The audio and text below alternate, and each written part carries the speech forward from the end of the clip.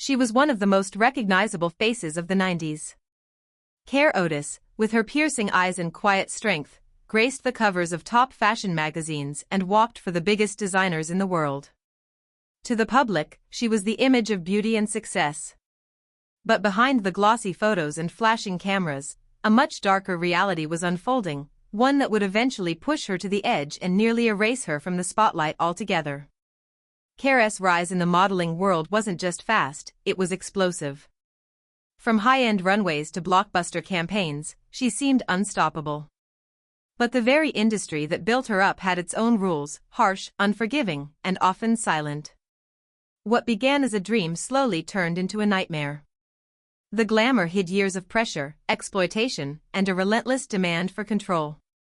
Carré found herself trapped in a system that valued her appearance more than her voice, and when she finally spoke up, everything changed. The people who once cheered for her success seemed to vanish. The industry turned cold. Opportunities faded. It was as if she had broken an unspoken code, one that demanded silence in exchange for survival. But Carré chose truth over comfort, and that choice came with consequences. Why did the fashion world try to erase her? What secrets was she brave enough to reveal? And how did someone so powerful on the surface become so isolated behind the scenes? This is not just the story of a supermodel. It's the story of a woman who stood up, spoke out, and paid the price. But what really happened when Carré Otis challenged the very system that Carré Otis was just a teenager when she was discovered? Like so many young girls with a certain look and quiet vulnerability, she was pulled into the fashion world with promises of fame, luxury, and transformation. She didn't come from privilege. She came from a place of pain, searching for belonging, and the industry knew exactly how to use that. From the start, the people around her weren't just agents or photographers.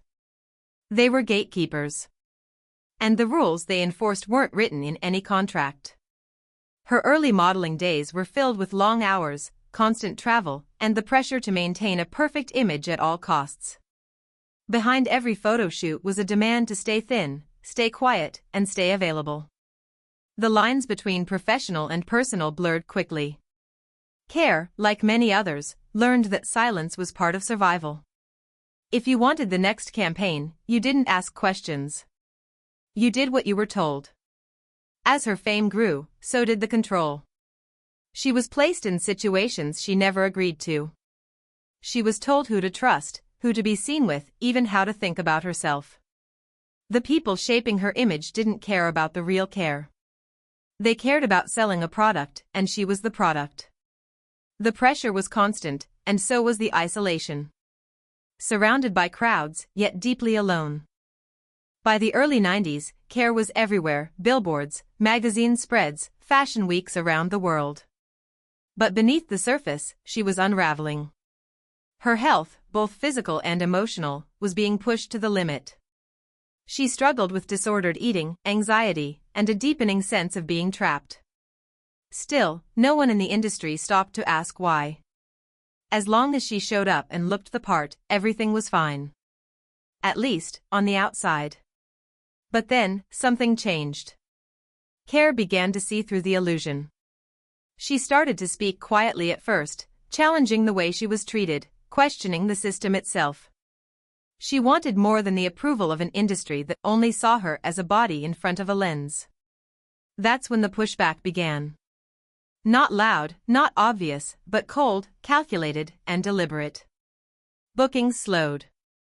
Invitations stopped coming. And those who once called her a muse faded into silence. But Carré wasn't done. Not yet. Carré's decision to speak up didn't just challenge individuals, it threatened a powerful system built on control and silence. In an industry where image is everything, Carré was breaking the illusion. And those in power didn't like that. She wasn't just stepping out of line, she was exposing what many had always tried to hide. The fashion world, with its polished campaigns and dreamy aesthetics, had a dark undercurrent. One that relied on young, vulnerable models staying quiet. Carré's voice was a disruption, and it echoed louder than anyone expected. There were people who quietly supported her, but most were afraid to be seen with her. Others began whispering that she was difficult, unstable, or emotional. Those labels were a warning, meant to discredit her before her words reached the public. It's a tactic used often in industries where power dynamics are unbalanced, discredit the person so the message loses weight. And for Carré, it was happening everywhere. Even in rooms where she had once been celebrated, doors began to shut.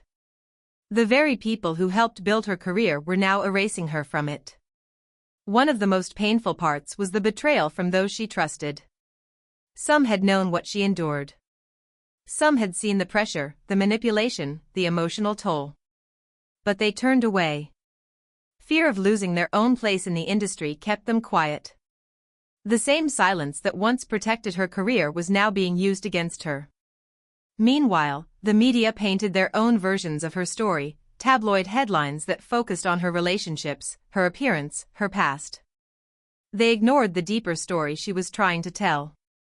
They didn't talk about the unhealthy power dynamics between agencies and models, or the lack of protections for young women in the industry. Instead, they pushed shallow narratives and labeled her as the fallen star. But Carré didn't stop. She began writing, reflecting, and slowly reclaiming her story. With every word, she was not only telling her truth, she was speaking for countless others who had been silenced. Still, the question remained, how far would the industry go to keep its secrets buried? And could one woman's voice be enough to break through decades of silence? Because what Carré knew, and what she was finally willing to say, wasn't just uncomfortable. It was dangerous. Carré's words were no longer whispers. They had turned into a quiet storm, gaining strength with every interview, every essay, every conversation she dared to start. The fashion industry had spent years shaping her into a symbol of perfection, but now she was pulling back the curtain. She spoke about the lack of protection for young models, the unchecked behavior of powerful figures, the emotional damage hidden behind every glamorous shot. And slowly, people began to listen, not all, but enough to make the industry nervous. Behind the scenes, there was a growing sense of discomfort. Carré wasn't just calling out individuals, she was questioning the entire foundation the industry stood on. She started connecting with other models, some still working, others long retired, who had similar stories but never found the courage to speak them out loud. The more voices she brought together, the more undeniable the problem became. Still, the industry pushed back. Powerful names, big brands, and elite circles closed in tighter. There was a quiet campaign to discredit her work, block her appearances, and keep her voice from reaching the mainstream. Carré, now older and wiser, refused to retreat. She started telling her story on her own terms, writing a memoir, sitting down for interviews where she didn't let producers spin the narrative. But every time she spoke, she was reminded of the cost. Former colleagues avoided her. Some modeling agencies made it clear she was no longer welcome. There were moments she feared it all might collapse, the book, the movement, her own mental peace. The weight of being the one who spoke out grew heavier. Behind closed doors, she faced legal threats, subtle intimidation, and the emotional burden of being seen as a problem rather than a person. Even supporters warned her to be careful. But Carré knew that what she was doing wasn't just about her anymore. It was about every young model who stepped into the industry hoping to be seen, only to be silenced. Then came the moment she knew everything was about to shift. An opportunity appeared, a major platform, a live event, an audience too large to ignore. One final chance to speak the truth without edits or filters. The stage was set. All eyes would be on her. And this time, there would be no turning back. As the night of the live event approached, Carré Otis knew this wasn't just another interview. This was a moment she had waited years for, a stage large enough to finally say what needed to be said, uncensored and on her terms. She had prepared carefully, chosen her words with precision, knowing the risk involved. Every detail was checked, every page of her speech memorized. But just hours before she was set to go live, something unexpected happened, something that changed everything. An anonymous email landed in her inbox. No subject line, just a message with no signature. It read, "Careful what you say tonight." Some stories aren't yours to tell. Attached was a blurry image, an old backstage photo she barely remembered being taken. In it, Carré stood beside one of the most powerful names in fashion, a figure still active, still celebrated. Her stomach sank. It wasn't the photo itself that frightened her, it was the message behind it. A reminder that people were still watching. That no matter how far she'd come, there were still those willing to silence her. Carré stared at the screen, her hands trembling. She had spent so long fighting to be heard, to speak for herself and others who had been mistreated, ignored, or forgotten. But this was something else. This was personal. A threat. And she had to decide, back down to protect herself, or step forward anyway, knowing it might come with a cost she couldn't yet see. But that wasn't the only twist. Just as she was gathering herself to leave for the venue, she received a call from someone she hadn't heard from in over a decade, an old friend from the modeling world who had vanished from the public eye. Her voice was low, urgent. "I know what you're planning to say tonight," she began. "But there's something you don't know. Something bigger. They didn't just try to silence you. They tried to bury all of us. I have proof." Carré froze. The story she had planned to tell, the abuse, the silencing, the emotional damage, was just the surface. Beneath it was something even more calculated, more chilling. Her friend had held on to documents, letters, even recordings, evidence of coordinated efforts to manipulate young models, isolate them from their families, and control their careers in ways that went far beyond what anyone had publicly revealed. This wasn't just Carré's fight anymore. It never had been. The stakes had officially changed. Now, it wasn't just about telling her story, it was about exposing a pattern, a system that had harmed countless women and continued to thrive in silence. But bringing that to light meant facing people with enormous power, protected by wealth, fame, and years of industry loyalty. People who weren't afraid to make threats, and who might not stop at just one warning. Still, Carré knew one thing, the truth was no longer just hers to carry. And if she walked onto that stage now, she wouldn't just be speaking for herself, she'd be risking everything to bring the rest of the story into the light. Carré stepped onto the stage that night with her heart pounding. The lights were hot, the cameras were live, and the audience was silent with anticipation. She held the mic in her hands, took a breath, and began to speak, not from a place of bitterness, but with calm, steady truth. She shared her story, exactly as she had lived it. The pressure, the manipulation, the fear. She named no names, but the meaning was clear. She spoke about the broken system, the silence it demanded, and the cost of choosing to break it. Then, just as the room leaned in closer, she paused. "There's more," she said, her voice unwavering. "What happened to me wasn't isolated. It wasn't just about one person or one experience. It was a pattern. And I'm not the only one who lived through it." She revealed that she was no longer alone in telling the story. Without warning, a screen behind her lit up, real-time video of other former models joining from around the world. Some were familiar faces, others had been forgotten by time. One by one, they shared short, powerful statements. Stories that echoed hers. It was undeniable. This wasn't about one woman, it was a system built on silence, and that silence was finally breaking. The room erupted. The audience stood, the internet exploded, and for a moment, Carré felt the weight she'd carried for years begin to lift. The industry could no longer claim ignorance. Too many voices had spoken. But just as the celebration began, one final twist dropped. The friend who had warned Carré, who had claimed to have evidence, vanished. No calls, no texts, no signs. Her email account gone.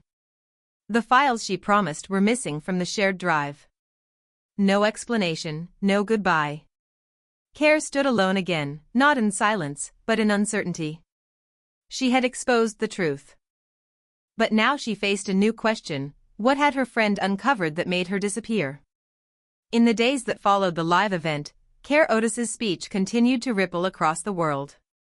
Her story, once buried under years of glamour and silence, now stood at the center of global conversations about the fashion industry, power dynamics, and the voices that had been ignored for too long. News outlets picked up her words. Social media platforms lit up with support, shock, and even more stories. People who had been afraid to speak were now finding the courage to share their truth. But the mystery of her missing friend lingered like a shadow. Carré filed a report, hired a private investigator, and reached out to old contacts, but no one seemed to know what happened. It was as if she had vanished without a trace. Though the files never surfaced, Carré believed her. The timing, the urgency, the warning, it all pointed to something real. And maybe that disappearance said more about the depth of the problem than any document ever could. Still, Carré refused to stop. She used her platform to advocate for reform.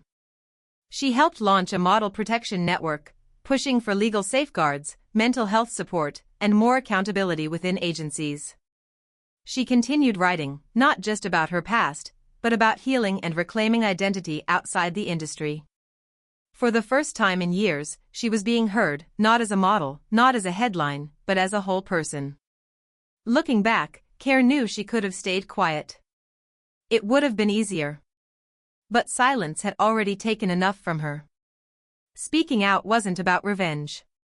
It was about truth, about helping others know they weren't alone, and about showing that no amount of fame or beauty could protect someone from a system designed to control. The fashion world didn't change overnight. But cracks had formed. Conversations had started. And Carré Otis, the woman who had once disappeared from the spotlight, had come back, not to reclaim her fame, but to demand something more meaningful: justice, respect, and change. In the end, her voice became the legacy. Not the campaigns or the catwalks, but the truth she was brave enough to share. And that made all the difference.